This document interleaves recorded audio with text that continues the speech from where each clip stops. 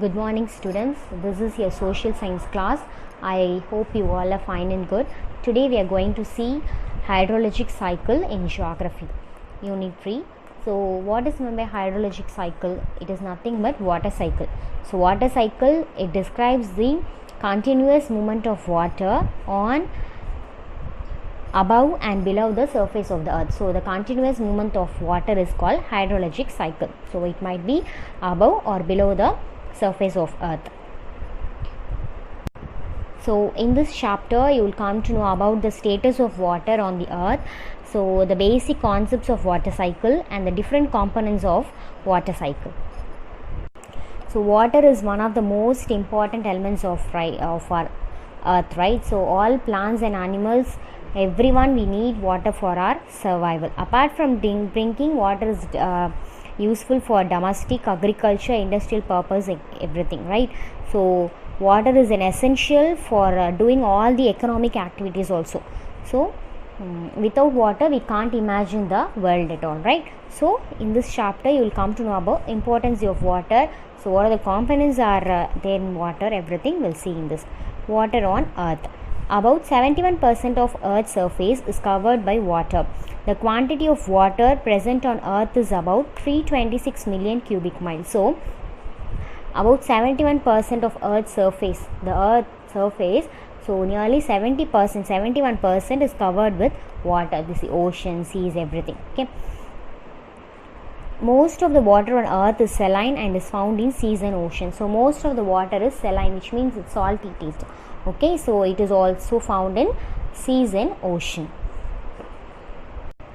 Now we'll see about the components of hydrologic cycle.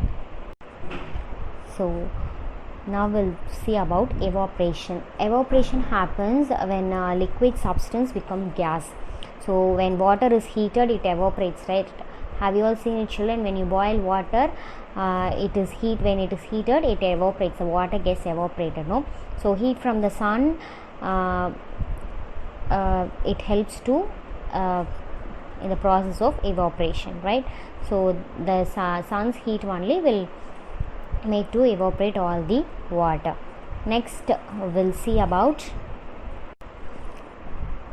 condensation. So it refers to the process in which the gaseous form of water changes into liquid form. So it is also a transmission. The gaseous form of water is changing into liquid form. So condensation is responsible for the formation of clouds. So this process is only responsible for the formation of clouds. Clouds carry lot of rain, right? So all these are happen due to condensation. Condensation is opposite for evaporation. Evaporation is the liquid form changes to gaseous form. Here condensation, gaseous form is changing into liquid form, right? So the forms of condensation of dew, frost, fog, mist, clouds, clouds and all, no, dew, some small droplets. Okay, frost means some snow, like snow it will be. So these are the forms of condensation. So next we'll see about precipitation. It is nothing but rain, snow or hail, any kind of weather condition where something's falling from the sky. So we have seen rain, snow also, snowfall also sometime. Hail means some stone will be falling, some rain. So these are called precipitation. So something is falling from the sky, that is called precipitation. We'll see about the forms of precipitation. The first one is rain. So we all have seen rain, right? So the common kind of precipitation is rain only. So in the form of water droplets is called rain. The precipitation, it is a form of water droplets, some drops is called rain. Next is about sleet. So sleet is nothing but rain and snow mixture of rain and snow is called sleet. Next is freezing rain. Sometimes raindrops falling through cold air near the ground do not freeze in the air. Instead, raindrops freeze when they touch the cold surface. So it will not freeze in the air itself. When it touch the ground, it will become a cold surface. That is called freezing air. Next we'll see about hail. The precipitation which consists of rain pellets of ice which are larger than 5 mm in diameter is called hail or hailstones. So it is of pellet of ice, means a small substance of ice, it larger than 5 millimeter.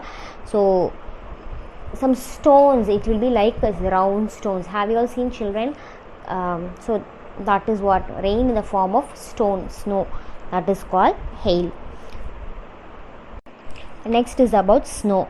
Often water vapor in a cloud is converted directly into snow pieces due to lowering of temperature. So when water vapor happens in a cloud, no, directly it is converted into snow pieces. Water vapor is directly converted into snow pieces. So it is appearing like a powdery mass of ice, like powder form. So this powdery mass of ice is known as snowfall. Next is about transpiration. Transpiration refers to the process by which the water content in the plants are released into the atmosphere in the form of water vapor. So water content in the plants having water content, right? It is sucking all the water. That is what helping the plants to grow. So everything is absorbed in the root. When the plant is releasing into the atmosphere in the form of water vapor is called transpiration. So much of water taken with the plants is released through the transpiration process only. Next we'll see about runoff, which means flow of water. This runoff has 3 types in it. The first one is surface runoff, subsurface runoff, base flow. Surface runoff, it is a portion of rainfall which enters the stream immediately after the rainfall. So when the rain is occurring, when it is falling, immediately it enters into the stream, that is called surface runoff. The second one is subsurface runoff. So it is a flow of water beneath the earth's surface. So under the earth's surface, the remaining water, it penetrates, it travels the soil to the underground, that is called subsurface runoff. The last one is base flow.